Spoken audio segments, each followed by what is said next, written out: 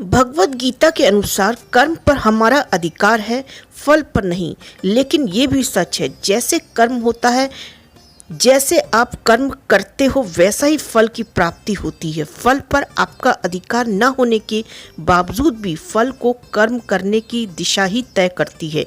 इसलिए हमेशा याद रखें, ईश्वर की मर्जी तभी कुछ अच्छा देने की होगी जब आप अच्छा कर्म करेंगी।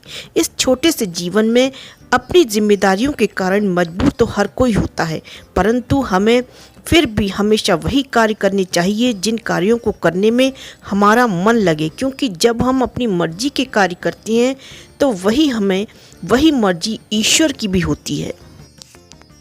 ईश्वर की मर्जी क्या है? ईश्वर हमेशा वही चाहता है जो हमारे लिए सही होता है।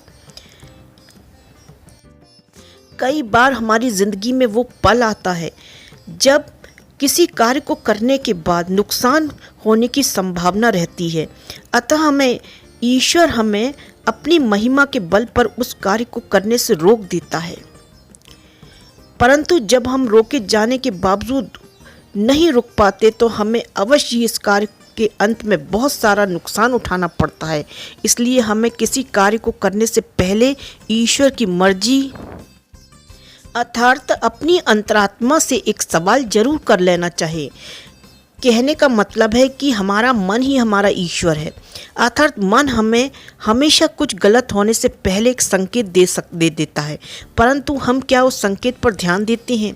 आज तक जिसके साथ कुछ गलत हुआ उसके साथ गलत होने से पहले उसके मन में एक बार ये विचार जरूर आता है कि ये कार्य उसके लिए सही नहीं है, परंतु वह ये बात समझ नहीं पाता।